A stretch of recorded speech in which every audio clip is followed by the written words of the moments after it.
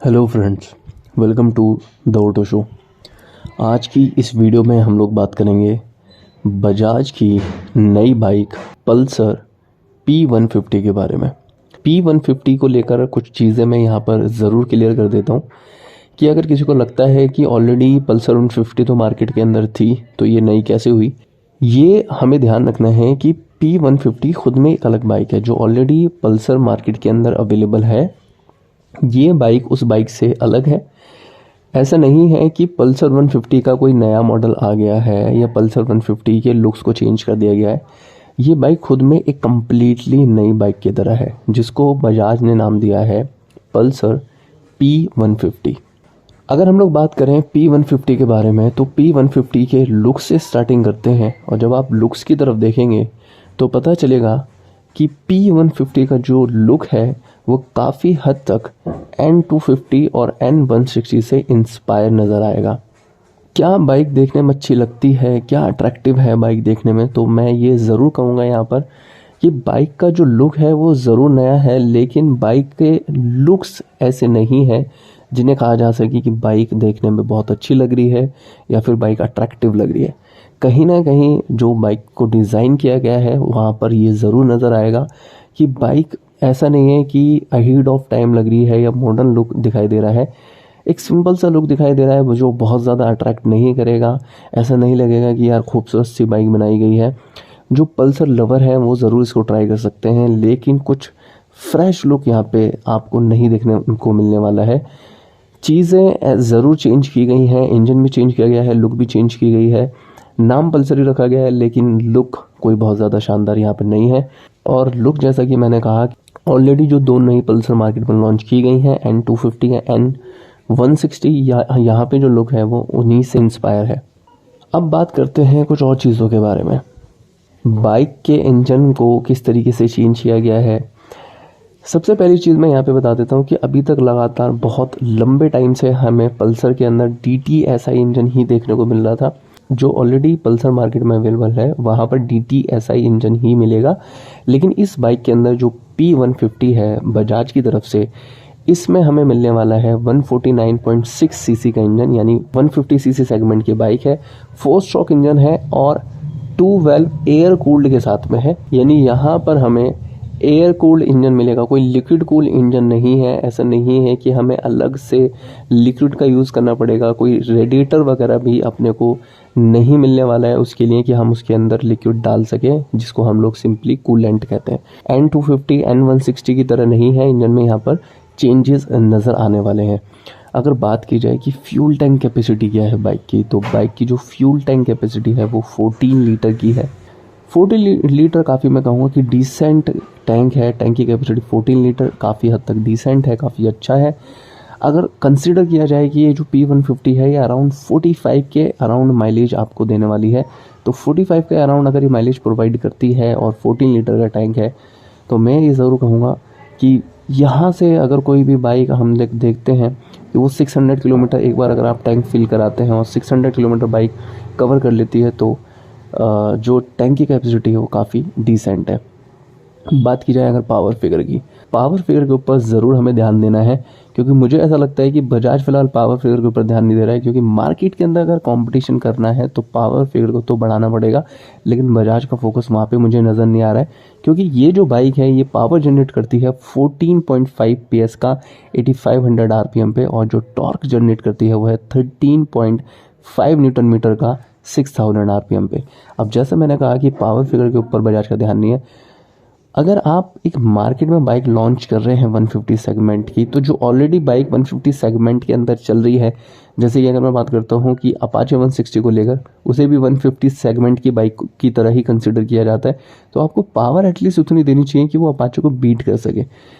बजाज नई bike launch किया जा रहा है, लेकिन ऑलरेडी जो बाइक मार्केट के अंदर अच्छा परफॉर्म कर रही हैं उन बाइक को बजाज फ़िलहाल बीट नहीं कर सकता in terms of power figure. तो ये चीज़ ज़रूर कहीं ना कहीं ध्यान में रखनी है। अगर आप इसको बाय करने भी जाएंगे इस बाइक को, तो भी आपने ये चीज़ दिमाग में रखनी है। तो यहाँ पर मैं ज़रूर कहूँगा कि बजाज काफ़ी पुअरली परफॉर्म कर रहा है। अगर नए इंजन बनाए जा रहे हैं तो नए इंजन के अंदर पावर को भी कंसिडर बजाज को ज़रूर करना चाहिए साथ के साथ, जिससे कि इन चीज़ों को इंक्रीज़ किया जा सके और जो यंगस्टर हैं उनको अट्रैक्ट किया जा सके। अगर गियर बॉक्स की बात की जाए तो बाइक के अंदर 5 स्पीड गियर बॉक्स है, और ये मैं ज़रूर बताता चलूँ कि बाइक के 2 वेरिएंट हैं। एक सिंगल डिस्क वेरिएंट है और दूसरा ड्यूल डिस्क वेरिएंट है। जो कर्व वेट है दोनों बाइकों का, अगर बात की जाए, हम लोग बात करते हैं सिंगल एबीएस वाली बाइक जिसमें सिर्फ फ्रंट में अपने को डिस्क ब्रेक मिलेगा, तो उसका 140 किलोग्राम है। एंड अगर डुअल डिस्क वाली बाइक आप लेंगे तो 141 किलोग्राम की है। यहाँ पे मैं ज़रूर बताता चलूँ कि चाहे आप सिंगल डिस्क वाली लेते हैं या डुअल डिस्क में लेते हैं, बाइक के अंदर आपको सिंगल चैनल एबीएस ही मिलने वाला है। इस बाइक के अंदर डुअल चैनल एबीएस नहीं है। यहाँ पर भी एक सीधे सीधे तौर पे कमी दिखाई दे रही है कि बजाज को इन चीज़ों के ऊपर काम करना चाहिए। अब बात करते हैं बाइक के एक्स शोरूम प्राइजेस के बारे में, क्योंकि 2 अलग अलग वेरिएंट हैं, single disc and dual disc. तो दोनों वेरिएंट की जो प्राइजेस हैं वो भी अलग अलग हैं। अगर हम लोग बात करते हैं डुअल डिस्क बाइक के बारे में, तो डुअल डिस्क वेरिएंट जो है उसके प्राइजेस हैं 1,19,500 रुपीज़, मतलब अराउंड 1,20,000 की बाइक एक्स शोरूम आपको पड़ेगी। और अगर हम लोग बात करते हैं सिंगल डिस्क बाइक के बारे में, तो उस बाइक के प्राइजेस हैं 1,16,000 यानी 1,17,000 के अराउंड। दोनों बाइकों के प्राइसिंग के अंदर 3,000 का डिफरेंस है डिस्क ब्रेक की वजह से। और यहाँ पर मैं एक और डिफरेंस बताता चलूँ कि दोनों के अंदर डिस्क ब्रेक के साथ साथ ये भी है कि अगर आप सिंगल डिस्क वाली बाइक लेते हैं तो उसके अंदर सिंगल सीट होगी, और अगर आप डुअल डिस्क वाली बाइक लेते हैं तो उसके अंदर आपको स्प्लिट सीट दिखाई देने वाली है। ये भी डिफरेंसेस हैं जो अपने को दिमाग के अंदर रखने हैं।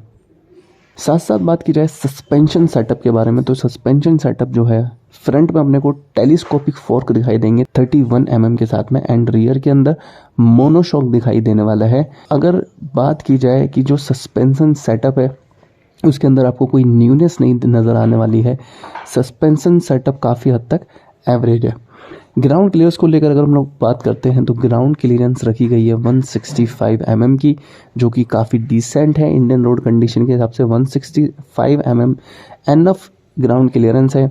इस बाइक को राइड करते हुए आपको कोई खासा परेशानी नहीं आने वाली है। अगर हम लोग बात करते हैं कुछ और चीज़ों के बारे में, तो जो हेडलाइट है वो एलईडी प्रोजेक्टर है, बाई फंक्शनल है, यानी इसके अंदर आपको डीआरएल भी दिखाई देने वाले हैं। बाइक के अंदर जो फीचर ऐड किया गया है वो ये है कि इसके अंदर यूएसबी मोबाइल चार्जर दिया गया है, यानी आप अपनी बाइक को चलाते हुए राइड करते टाइम पर साथ के साथ में अपने मोबाइल को भी चार्ज कर सकते हैं। बात की जाए कि हमें इंस्ट्रूमेंट क्लस्टर के अंदर क्या दिखाई देने वाला है, तो सबसे पहले इंस्ट्रूमेंट क्लस्टर की बात कर लेते हैं कि इंस्ट्रूमेंट क्लस्टर आपको सेम दिखाई देगा जैसा कि दिखाई देता है N250 के अंदर, N160 के अंदर। वही बेजल लेस इंस्ट्रूमेंट क्लस्टर जो हम लोग ऑलरेडी पल्सर में देख चुके हैं वो हमें दिखने वाला है। क्या क्या वो हमें बताने वाला है, उसके अंदर लगातार अपने को गियर इंडिकेशन दिखाई देगा, वहाँ पे टाइमिंग दिखाई देंगी, और जो भी नेसेसरी डिटेल्स हैं वो हमें वहाँ दिखने वाली हैं। तो मैं यहाँ ये चीज़ बताता चलूँ कि पल्सर का ये जो नया मॉडल लॉन्च किया गया है, यहाँ पे पावर की तो सीधी सीधी कमी बाइक के अंदर दिखाई दे रही है, और एक्स शोरूम प्राइजेस भी ऐसे नहीं है कि काफ़ी कम रखे गए हों। फ़िलहाल बाइक परचेज़ के लिए अवेलेबल है, आप जाकर टेस्ट राइड ले सकते हैं।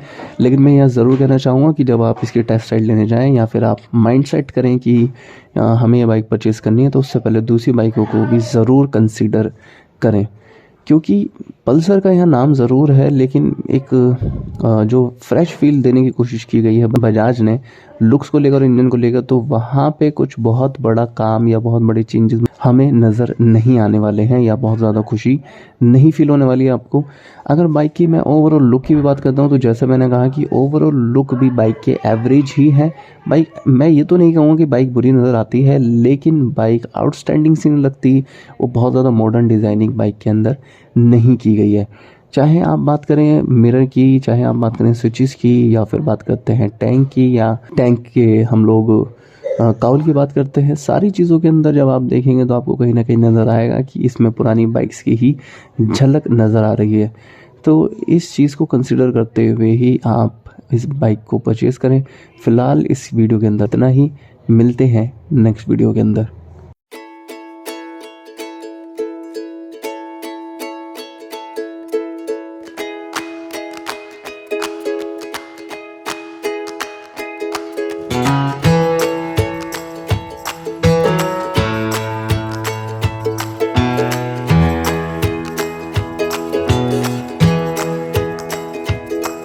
है।